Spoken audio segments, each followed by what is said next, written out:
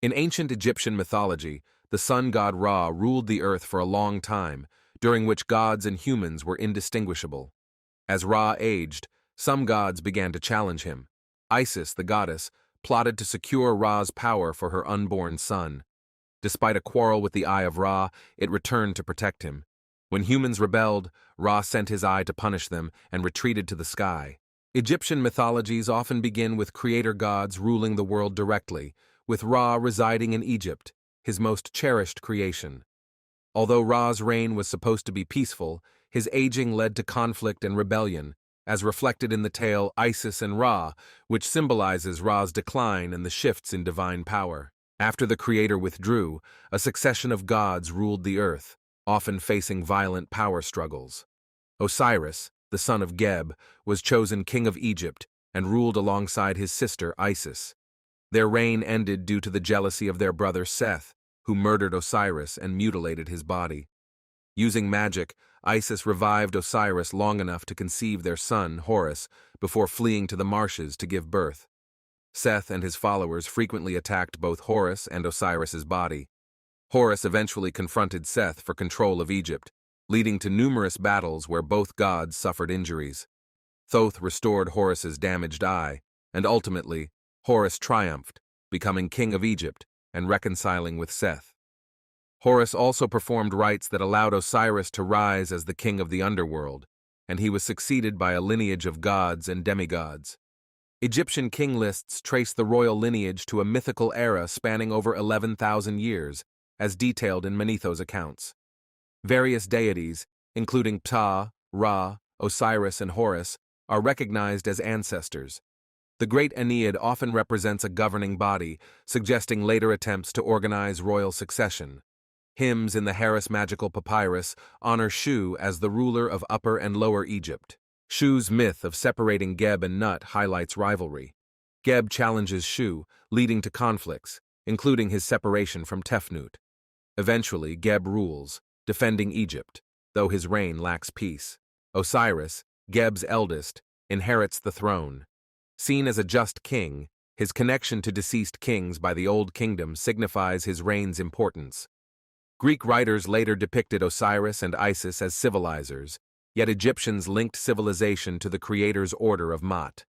The death of Osiris is a central yet unclear event in Egyptian mythology. Detailed accounts didn't appear until the first millennium BCE, with Seth identified as the killer. Some sources suggest Seth acted out of revenge or jealousy. Scholars debate whether Osiris was always a god of the dead, with Seth's role emerging later to explain his death. Seth is portrayed as a dangerous animal, attacking Osiris, who was either trampled or drowned in the Nile. Osiris's death enabled him to become ruler of the Underworld. The Book of the Dead shows him lamenting, but Atum grants him an eternal afterlife. Classical writers later changed the story, with Seth dismembering Osiris. Isis, after retrieving Osiris's body, revives him and conceives Horus, solidifying her role in Egyptian funerary rites.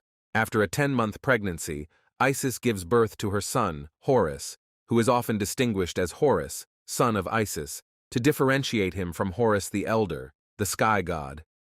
Horus is said to be born in the Delta, particularly in Chemis. To protect him from enemies, he was hidden in a papyrus thicket, or on a floating island, known as the Nest of Horus. This mythical location appears in Egyptian art, depicting kings as the child Horus in the marshes, being nurtured by a cow, usually identified with Hathor, the mother of Horus the Elder. Various deities were believed to protect Horus whenever Isis was absent. Magical texts often included themes of Horus being poisoned, typically by a snake bite, with Seth often seen as the instigator. The Metternich stela and similar artifacts portray Horus triumphing over dangerous creatures, many associated with Seth. Some texts even blame Horus's mischief, like eating a sacred fish, for his troubles. Despite his youth and impetuosity, Horus ultimately seeks to avenge his father's death and claim the crown of Egypt. The cosmic conflict between Osiris and Seth required a divine tribunal to establish justice, typically presided over by Geb and the creator sun god.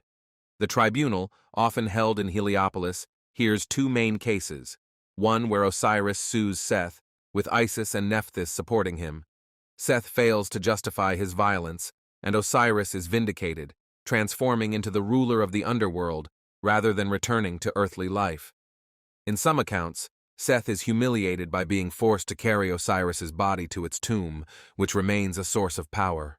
In another version, the dispute is between Horus and Seth. Various deities support both sides, with Osiris sending messages from the underworld to aid Horus.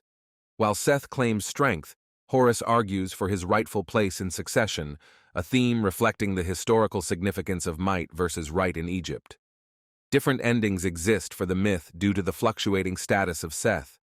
Ultimately, the tribunal divides Egypt, granting Lower Egypt to Horus and Upper Egypt to Seth, symbolizing their unity in royal art.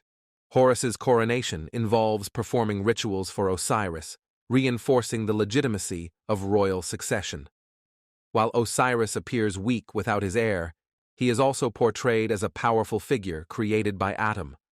The time of Horus symbolizes an era of peace, followed in king lists by deities like Thoth and Mat, ultimately merging myth with history.